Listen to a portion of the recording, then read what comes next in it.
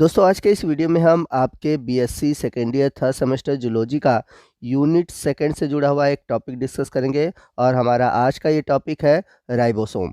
तो आज के इस वीडियो में हम राइबोसोम के बारे में डिटेल से जानेंगे कि राइबोसोम होते क्या है, राइबोसोम की खोज कैसे हुई, राइबोसोम कितने टाइप के होते हैं और राइबोसोम के फंक्शन क्या है। तो राइबोसोम से जुड़े हुए जितने भी टॉपिक हैं उन सभी टॉपिक को हम आज के इस वीडियो में डिस्कस करेंगे। तो यदि हम बात करें राइबोसोम की खोज की, तो सबसे पहले रॉबिन्सन एंड ब्राउन ने 1953 में राइबोसोम को प्लांट सेल में खोजा। और प्लांट सेल में किस में खोजा? बीन के रूट्स में, यानी कि सेम की जड़ों में।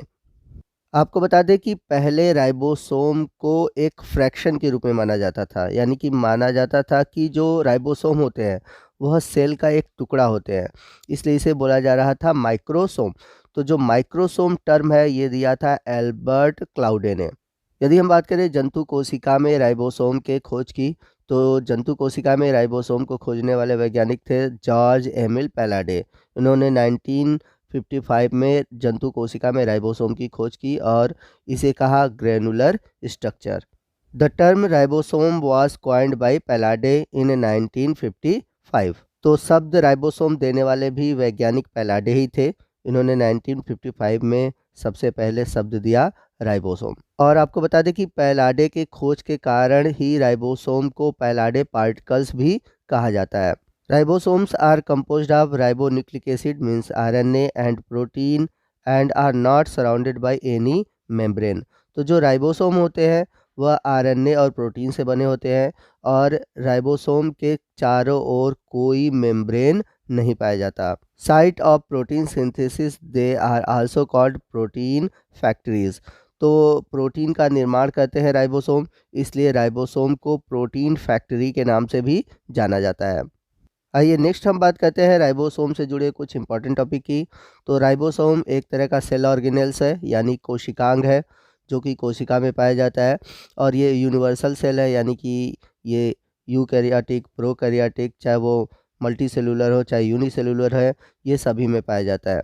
यूकैरियोटिक में आपको बता दें कि ये स्पर्म और आरबीसी में नहीं पाया जाता। और यहाँ पर आप याद रखिएगा कि जो राइबोसोम होते हैं वो स्मॉलेस्ट सेल ऑर्गेनल्स है, यानी कि कोशिका में जो सबसे छोटा कोशिकांग होता है वह राइबोसोम ही होते हैं। तो यदि हमें कोशिका में राइबोसोम को देखना है तो हमें इलेक्ट्रॉन माइक्रोस्कोप की ज़रूरत पड़ेगी। अगला पॉइंट ये है कि ribosome not bounded by unit membrane. जैसा कि मैंने पीछे बताया था कि राइबोसोम में कोई भी मेम्ब्रेन नहीं पाया जाता। तो जैसा कि हम सभी जानते हैं कि कोई भी मेम्ब्रेन होता है वह प्रोटीन, लिपिड और कार्बोहाइड्रेट से मिलकर बना होता है। तो राइबोसोम में जो यूनिट मेम्ब्रेन है वह अब्सेंट होता है। और पीछे मैंने आपको ये भी बताया था कि जो राइबोसोम होते हैं वो प्रोटीन का सिंथेसिस करते हैं, यानी कि प्रोटीन का निर्माण करते हैं। इस वजह से राइबोसोम को प्रोटीन फैक्ट्री भी कहा जाता है। Ribosomes are small particles made by ribonucleoprotein. तो जो राइबोसोम होते हैं कोशिका के सबसे छोटे पार्टिकल है जो कि राइबोन्यूक्लियोप्रोटीन के बने होते हैं, इसलिए राइबोसोम को आरएनपी भी कहा जाता है। आरएनपी का मतलब हुआ राइबोन्यूक्लियोप्रोटीन। तो याद रखिएगा कि राइबोसोम का दूसरा नाम क्या होता है? आरएनपी। तो जैसा कि हम सभी जानते हैं कि जो राइबोसोम है वो हर तरह की कोशिकाओं में पाया जाता है, यानी कि प्रोकैरियोटिक कोशिका में भी पाया जाता है, यूकैरियोटिक कोशिका में भी पाया जाता है। परंतु यह कोशिका में किस तरह रहता है, यानी कि ये किसी के साथ जुड़ा होता है या फ्री होता है, उस आधार पर देखें तो राइबोसोम दो तरह के होते हैं। एक होता है फ्री राइबोसोम और दूसरा होता है अटैच्ड राइबोसोम। यानी कि जो फ्री राइबोसोम होते हैं वह कोशिका के साइटोप्लाज्म, यानी कि कोशिका द्रव में पाए जाते हैं या फिर मैट्रिक्स में पाए जाते हैं। अगर माइटोकॉन्ड्रिया में बात करें तो माइटोकॉन्ड्रिया के मैट्रिक्स में पाया जाता है, क्लोरोप्लास्ट में पाया जाता है, न्यूक्लियस में पाया जाता है। वहीं हम बात करें अटैच्ड रूप में, यानी कि यह किस तरह से अगर जुड़े हुए रूप में पाया जाएगा, तो यह कोशिका में इंडोप्लाज्मिक रेटिकुलम से जुड़ा होता है या फिर कोशिका में न्यूक्लियर मेम्ब्रेन से जुड़ा होता है। तो फ्री राइबोसोम साइटोप्लाज्म या फिर मैट्रिक्स में पाए जाते हैं, और अगर अटैच्ड रहेगा तो वो इंडोप्लाज्मिक रेटिकुलम से अटैच्ड रहेगा या फिर न्यूक्लियस मेम्ब्रेन से अटैच्ड रहेगा, जैसा कि आप फिगर में देख सकते हैं। तो यहाँ पर एक चीज़ और है, जब आप इंडोप्लाज्मिक रेटिकुलम पढ़ोगे तो इंडोप्लाज्मिक रेटिकुलम में आप देखोगे इंडोप्लाज्मिक रेटिकुलम दो तरह के होते हैं, स्मूथ वॉल्ड और रफ वॉल्ड। तो जो स्मूथ वॉल्ड रेटिकुलम होते हैं वहाँ पर राइबोसोम नहीं होता, लेकिन जिस इंडोप्लाज्मिक रेटिकुलम के सरफेस पे राइबोसोम जुड़े होते हैं, ऐसे इंडोप्लाज्मिक रेटिकुलम कहलाते हैं रफ वॉल्ड इंडोप्लाज्मिक रेटिकुलम, जिसे हम शॉर्ट में बोलते हैं RER। तो इस तरह से अगर हम राइबोसोम्स के अक्रेंस के बारे में बात करें, यानी कि राइबोसोम किस तरह पाए जाते हैं, तो प्रोकैरियोटिक कोशिका में देखा जाए तो जो राइबोसोम होते हैं वो फ्री स्टेट में पाए जाते हैं। क्यों फ्री स्टेट में पाए जाते हैं?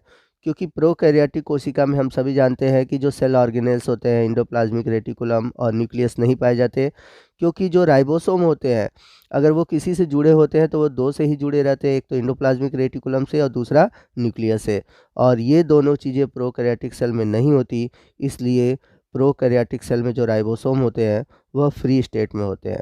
वही हम बात करें यूकैरियोटिक में, तो यूकैरियोटिक में जो राइबोसोम होते हैं वो दो तरह के होते हैं, एक होते हैं साइटोप्लाज्मिक राइबोसोम और दूसरा है ऑर्गेनेल्स राइबोसोम्स। तो साइटो राइबोसोम का मतलब कि ये साइटोप्लाज्म में पाया जाता है, और ऑर्गेनेल्स राइबोसोम का मतलब कि ये सेल ऑर्गेनेल्स में पाया जाता है। यानी कि अगर ये माइटोकॉन्ड्रिया में पाया जा रहा है तो इसे हम बोलेंगे माइटोराइबोसोम, और यदि क्लोरोप्लास्ट में पाया जा रहा है तो इसे हम बोलेंगे प्लास्टोराइबोसोम्स। आइए राइबोसोम से जुड़ा हुआ एक और टर्म समझते हैं, पॉलीराइबोसोम, पॉलीसोम्स या फिर अर्गोसोम्स। तो पॉलीसोम्स या फिर पॉलीराइबोसोम या फिर अर्गोसोम क्या होता है? It is a group of ribosome bounded to an mRNA molecule like beads on a thread. तो यहाँ पर कहने का मतलब ये है कि जब ढेर सारे राइबोसोम जुड़कर एक ग्रुप बनाते हैं तो उसे हम बोलते हैं पॉलीराइबोसोम। तो ये जुड़ते कैसे हैं?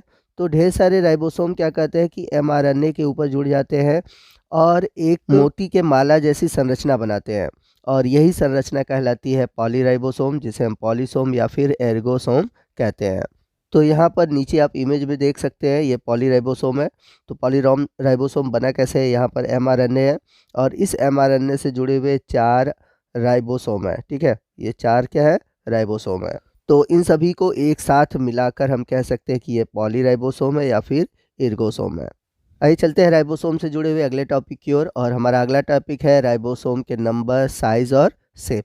तो अगर हम बात करें राइबोसोम की, तो जैसा कि मैंने बताया था राइबोसोम कोशिका में सबसे छोटे पार्टिकल होते हैं। इनका जो डायमीटर होता है वो होता है 150 एंगस्ट्रॉम से लेकर 200 एंगस्ट्रॉम तक। अगर हम संख्या के आधार पर देखें तो अगर हम सबसे पहले बात करें प्रोकैरियोटिक कोशिका इकोलाई बैक्टीरिया की, तो इसमें लगभग 10,000 से लेकर 15,000 तक राइबोसोम पाए जाते हैं। वही हम बात करें यूकैरियोटिक कोशिका की, तो यूकैरियोटिक कोशिका में जो राइबोसोम होते हैं वो लगभग 10 मिलियन से लेकर 100 मिलियन तक पाए जाते हैं। और यहाँ पर मैं आपको बता दूं कि जिन कोशिकाओं में प्रोटीन का सिंथेसिस होता है वहाँ पे अदर सेल की तुलना में अगर हम देखें तो उनमें राइबोसोम की संख्या अधिक होगी। यानी कि प्रोटीन सिंथेसिस करने वाले कोशिकाओं में जो राइबोसोम होंगे वो अधिक होंगे, और जो नॉर्मल कोशिका होगी जिसमें कि प्रोटीन सिंथेसिस नहीं हो रहा है उसमें राइबोसोम कम होंगे। अगर हम बात करें साइज़ की, तो प्रोकैरियोटिक कोशिका में राइबोसोम की साइज़ लगभग 180 एंगस्ट्रॉम के बीच होता है। वहीं यूकैरियोटिक कोशिका में लगभग 220 एंगस्ट्रॉम के बीच होता है।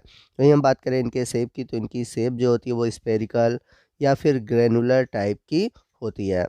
यदि हम बात करें राइबोसोम के टाइप की, तो यूकैरियोटिक सेल में जो राइबोसोम होते हैं वो 80S टाइप के होते हैं, और प्रोकैरियोटिक में होते हैं 70S टाइप के।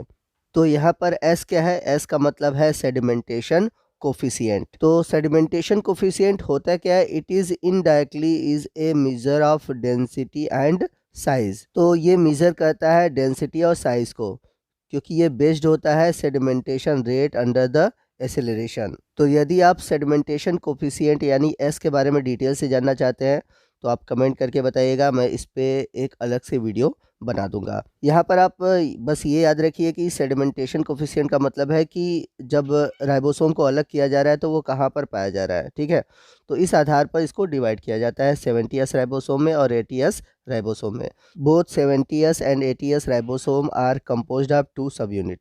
यानी कि 70S और 80S राइबोसोम 2 सब यूनिट से मिलकर बने होते हैं। तो किससे बने होते हैं आगे इसके बारे में हम अगले पार्ट में डिस्कस करेंगे।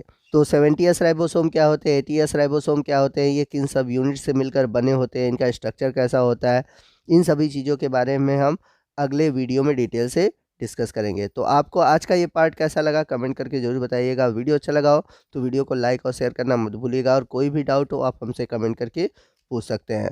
तो मिलते हैं अगले वीडियो में अगले टॉपिक के साथ, तब तक के लिए जय हिंद, जय भारत।